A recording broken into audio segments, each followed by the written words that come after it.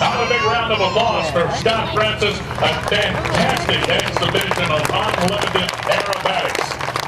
Man, I know he's tired.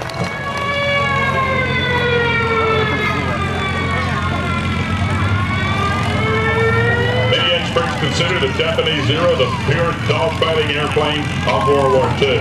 Its turn radius was legendary, and it literally able to turn around twice as fast as what the Allies had put into the battle against it. So back to the Pacific Island back in 1944, and here we go.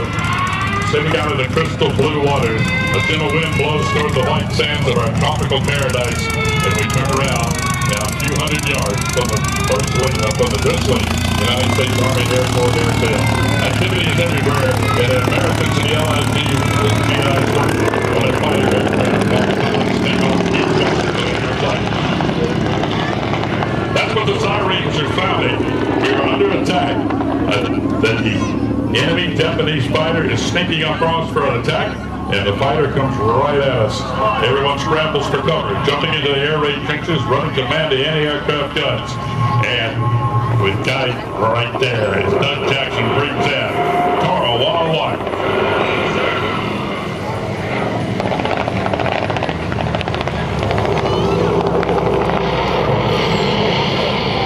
As the Zero strikes across the field, shooting anything that moves and anything that doesn't. Allied pilots who can jump into the airplanes are desperately trying to get into the air, many without success. Other aircraft are caught elsewhere on the ground, only to get strafed and catching fire. Equipment and buildings are now blowing up as the attacker finds his mark.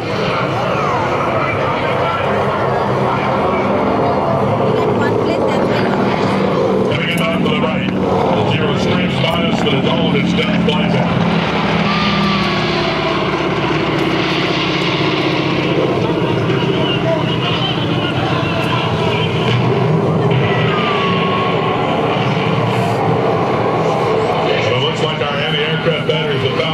As the Zero is starting to smoke just a little bit there. It's with great maneuverability, the Zero quickly pitches high into the sky. So nimble was the Zero that by late 1942, the United States Army Air Corps and the Navy taught its pilots to never turn more than 90 degrees with the Zero in a dogfight. U.S. pilots had learned the lesson the hard way, as many had been shot down by the quickness of the Zero. Allied pilots would instead have to use their speed and firepower as they had at their disposal for their best of their agile adversaries, on base being shot down. Tora 101 rapidly turns back toward the airfield and it strikes again. Diving low for another scraping pass, the field is using its machine guns and public wing-mounted cannons.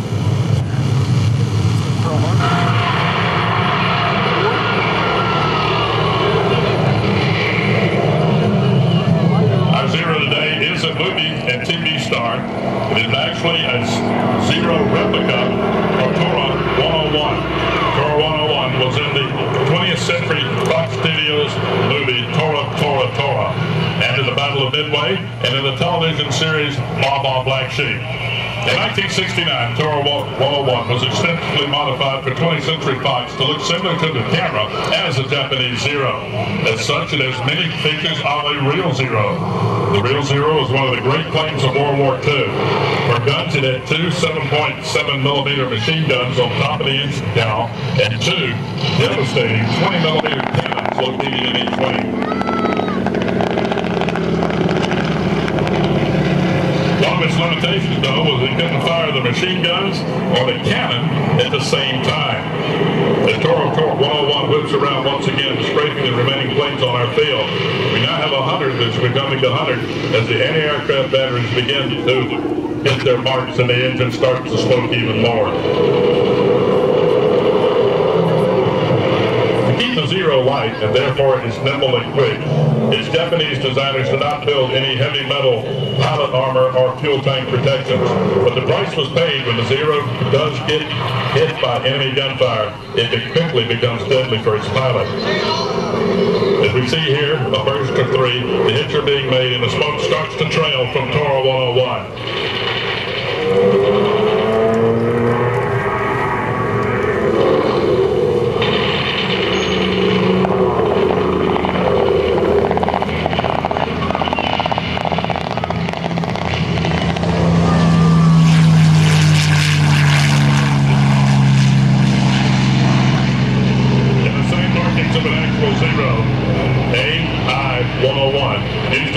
second wave of the surprise attack by the Japanese at Pearl Harbor on December 7, 1941. This date is known as an infamy and is plugged into the United States into World War II. Our pilot today is Doug Hollywood Jackson of Wichita, Kansas. Doug has owned and flown Tora 101 since 1991 and does between 20 and 25 air shows each year all over the United States. Doug and Tora have numerous sponsors that help them keep it flying, include Hardy Aviation Insurance, Slider, Aircraft Paint, Sherwood Aircraft Coatings, Rebel Avionics, and TrueTac Autopack Systems. Well, our P-51 is launched. I believe Tora 101's days of strafing the Leesburg Airport are limited.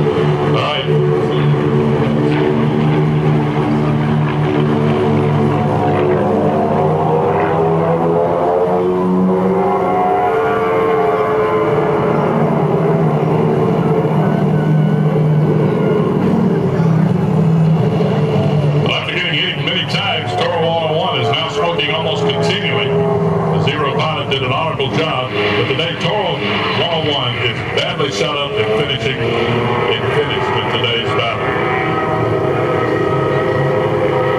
Here comes our P-51 sinking in on its honorable home of vulnerability in its 6, and I hope Honorable Pilot Son is looking over his shoulder and sending 6 because he's about to meet his ancestors.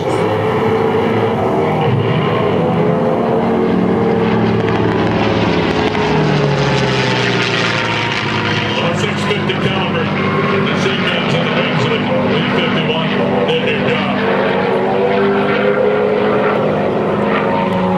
And the purpose of today's demonstration is not to glorify war, but remind us that we must be as relatively strong as we were in 1945 when that P-51 was a premier propeller-driven aircraft that protected the skies and won the wars over Europe and in the Southwest Pacific. We're proud to present it to you as living history lessons, and may we honor all of those who served our country, especially those who have paid the ultimate price for the freedoms that we enjoy here today.